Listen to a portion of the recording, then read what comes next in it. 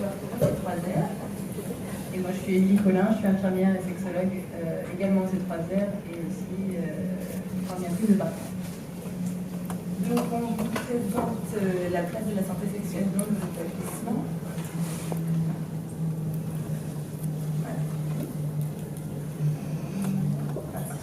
Donc, dans un premier temps, on va vous expliquer un petit peu qu'est-ce que la santé sexuelle, le lien entre la santé sexuelle et les troubles psychiques. Bien sûr, l'intérêt, c'est la prise en compte de la santé sexuelle dans l'établissement et comment ça se passe chez le troisième. Alors, une définition qui est importante, celle de l'OMS, qui définit.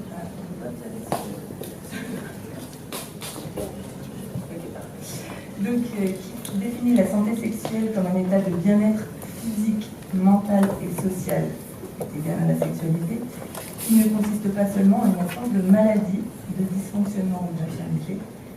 La santé sexuelle s'entend comme une approche positive et respectueuse de la sexualité et des relations sexuelles, ainsi que comme la possibilité de vivre des expériences sexuelles agréables et sûres, exemptes de coercition, de discrimination et de violence. Pour que cette santé sexuelle puisse être assurée, il y a des droits sexuels que toute personne peut bénéficier et qui doivent être respectés, protégés, appliqués. Alors ensuite, on s'est basé aussi sur la feuille de route numéro 1 de la stratégie nationale de santé sexuelle parce que ça sous-tend un petit peu notre pratique. Et notamment l'axe 4 qui est de répondre aux besoins spécifiques des populations les plus vulnérables, avec l'axe 19 qui est promouvoir la santé sexuelle des personnes vivant avec des troubles psychiques pris en charge par les équipes sanitaires, sociales ou médico-sociales. Ils ont fait un petit rapport, plutôt un gros, et ils ont retenu un certain nombre de difficultés dans la santé sexuelle des personnes qui ont des troubles psychiques. Alors déjà, il y a les traitements psychotropes avec tout ce que ça engendre comme effet secondaire sur la santé et la santé sexuelle. Ils sont plus à même d'avoir des comportements aussi à risque, d'être victimes ou auteurs de violences sexuelles, d'avoir un peu plus d'infections sexuellement transmissibles, ainsi qu'une augmentation de la fréquence des troubles anxio-dépressifs, ce qui peut majorer du coup aussi le vécu de la pathologie dont ils souffrent à la base. Donc ils se sont aperçus que les prises en charge en fait au niveau de la santé sexuelle, elles étaient abordées et peu prises en compte, peu reconnues.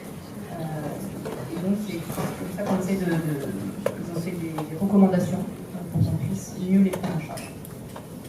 Alors un peu de prévalence, les troubles sexuels sont très fréquents en population générale, plus de 40% des femmes et 30% des hommes, dans certaines études. Quand il y a un trouble psychique, par exemple pour les personnes qui ont des troubles psychotiques, ça va jusqu'à 70% des hommes et 50% des femmes.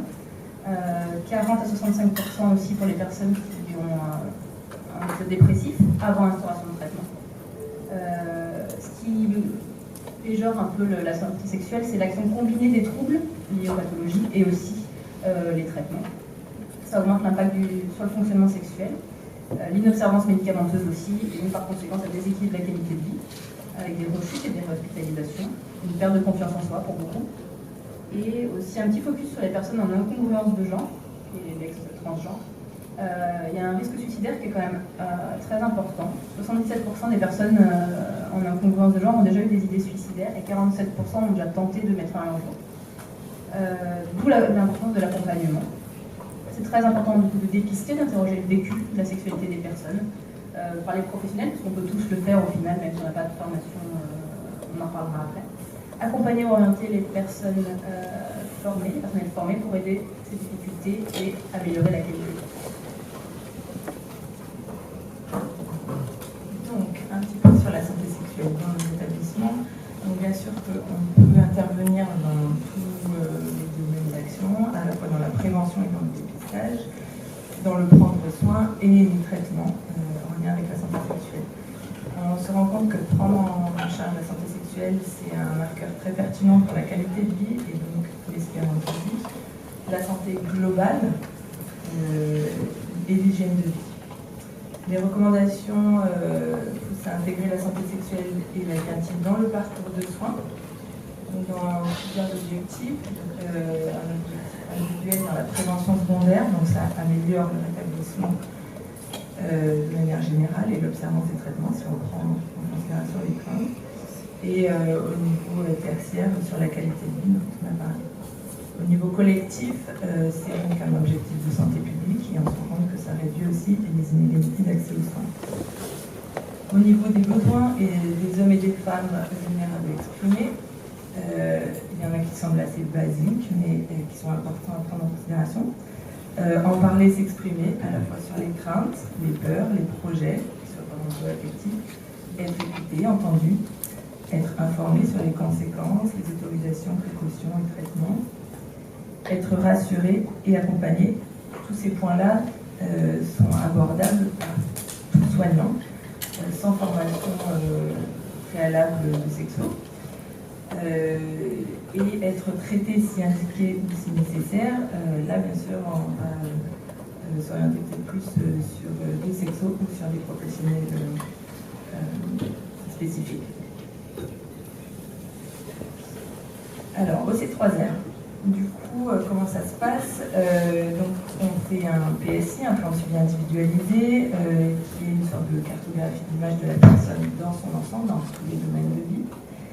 Où on repère aussi les souhaits d'évolution de la personne en fonction de ses ressources et de ses soins, et de ses freins. On fait des propositions d'accompagnement, que ce soit au C3R ou ailleurs. On a intégré du coup la case sexualité au même titre que les autres domaines de vie, parce qu'on s'est rendu compte qu'il y avait quand même pas mal de besoins qui étaient plus ou moins exprimés, et le fait d'intégrer cette case sexualité a permis vraiment l'émergence du discours autour des difficultés et des demandes, donc en lien avec la santé sexuelle, et les personnes s'autorisaient à en parler un peu plus. Du coup, on a pris en compte cette demande et on a mis en place une consultation de sexologie, donc avec Émilie et moi. Cette consultation, elle est disponible à la demande de l'usager via des flyers et des affiches posées au C3R, et sinon par le biais du coordinateur de parcours ou du médecin, pour orienter s'il y a une demande d'émerger. Alors, ce qu'on propose, nos objectifs, c'est d'accompagner les personnes dans les difficultés en lien avec les aspects de la sexualité. Ça peut être des troubles du désir, du plaisir, de l'orgasme, des troubles de l'érection, de l'éjaculation aussi, des dyspareunies, donc les douleurs lors des rapports sexuels, des vaginismes, des difficultés lors de la pénétration, l'incongruence de genre aussi, qui est, comme on l'a vu un peu avant, assez importante à accompagner. Des questionnements autour de l'orientation sexuelle aussi, difficultés liées à des traumatismes, ou toute autre question de santé sexuelle, sur les pratiques, les normes. Comment ça se passe? Du coup, on reçoit la personne, on fait une analyse approfondie qui permet d'avoir un peu l'histoire de la personne dans sa santé sexuelle. Au vu des besoins, du coup, on peut proposer selon aussi une spécificité, puisque je rappelle qu'on a une profession initiale et on a une spécificité en sexologie. Donc, on oriente en fonction et on peut proposer du coup de la sexoéducation, qui traite de l'anatomie, des mécanismes physiologiques, des traitements, etc. On travaille beaucoup sur la déstigmatisation, qui est un point clé aussi dans la prise en charge ici, un travail de réassurance, un travail psychocorporel, donc gestion des émotions, etc. Un travail sur les dysfonctions sexuelles en collaboration, donc qui touche au réajustement du traitement, par exemple. Et l'accompagnement vers le réseau, bien sûr, puisque nous sommes pas compétents. Et donc, on fait des liens avec les urologues, les médecins traitants, psychiatres, gynéco, etc. Donc ça, c'est un aperçu un peu de la plaquette qu'on a mis à disposition pour les usagers. On en mettra deux, pas plus, à disposition en bas. Et pour finir, du coup, c'est une de Marilyn Colston, du coup, qui nous semblait assez pertinente, qui rassemblait la notion de santé sexuelle et de rétablissement. C'est développer une image de soi digne et relationnelle, renforcer le sentiment d'efficacité personnelle pour continuer à aimer, à espérer.